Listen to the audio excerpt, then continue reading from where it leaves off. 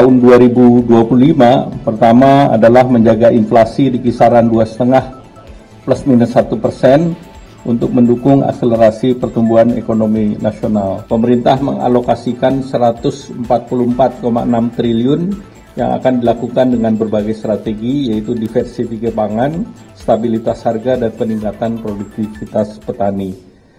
Namun ada juga yang cukup membanggakan kalau dari segi PPP, Purchasing Power Parity, ekonomi Indonesia sudah masuk di angka 8, nomor 8. Itu lebih tinggi dari Italia, Perancis.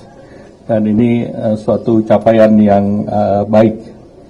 Nah, tentu Indonesia harus menjaga tetap pertumbuhan ekonomi, dan kita tahu di kemarin kita bisa menjaga inflasi di 1,57 di year on year, dan terhadap capaian di tahun 2024 kami berterima kasih kepada Gubernur BI, Pak Menteri Dalam Negeri, dan seluruh kementerian yang bekerja keras agar ini bisa dicapai. Dan khusus untuk tahun 2025 pertama adalah menjaga inflasi di kisaran 2,5 plus minus 1% untuk mendukung akselerasi pertumbuhan ekonomi nasional.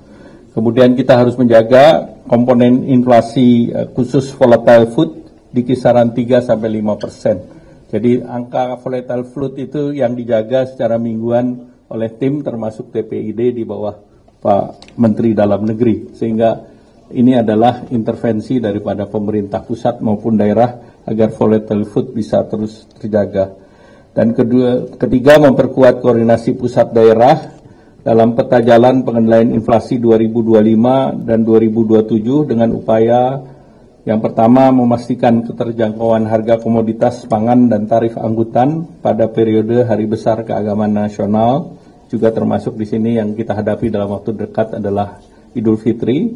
Yang kedua, peningkatan produktivitas pangan guna menjaga ketersediaan pasokan antar waktu dan antar wilayah. Yang ketiga, menjaga kelancaran distribusi pangan antar wilayah, terutama wilayah surplus menuju wilayah defisit. Yang keempat, memperkuat ketersediaan dan keandalan data pangan, serta memperkuat sinergi komunikasi untuk mengelola ekspektasi inflasi masyarakat. Dan rapat koordinasi pengendalian inflasi juga akan diadakan di tahun 2025 ini dengan tema produktivitas untuk ketahanan pangan dan stabilitas harga, dan waktunya direncanakan di akhir bulan Agustus dan akan dipimpin langsung oleh Bapak Presiden. Kemudian anggaran ketahanan pangan tahun 2025 untuk melindungi gejolak pangan dunia, pemerintah mengalokasikan 144,6 triliun yang akan dilakukan dengan berbagai strategi, yaitu diversifikasi pangan, stabilitas harga, dan peningkatan produktivitas petani. Kemudian dukungan APBN untuk ketahanan pangan juga diberikan melalui TKD dana alokasi khusus seperti pembangunan jaringan irigasi, pembangunan jalan pertanian maupun non-fisik seperti pengarangan pangan lestari, kemudian pelayanan penyuluh pertanian dan puskeswan.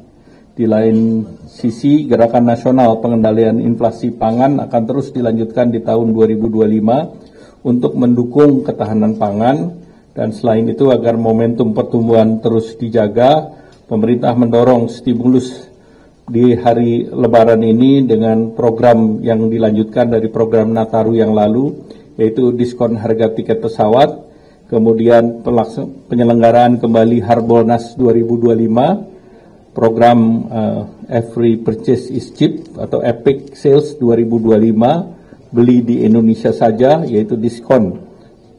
Di tahun 2025 juga dilakukan diskon tarif tol dan stabilisasi harga pangan. Dan paket stimulus ekonomi yang sudah berjalan, ini bantuan pangan 16 juta KPM, 10 kilo per bulan untuk Januari-Februari, diskon tarif listrik yang selama 2 bulan Januari-Februari, kemudian juga terkait dengan PPNDTP untuk properti dan otomotif, dan PPH sektor padat karya. Ini akan terus didorong terutama untuk plafon 500 sampai 10 miliar dengan waktu yang fleksibel 5 sampai 8 tahun. Dan juga pemerintah akan memberikan subsidi bunga dan masing-masing untuk para debitur, dan anggaran yang dialokasikan untuk ini adalah 20 triliun, melengkapi dari KUR menjadi 300 triliun.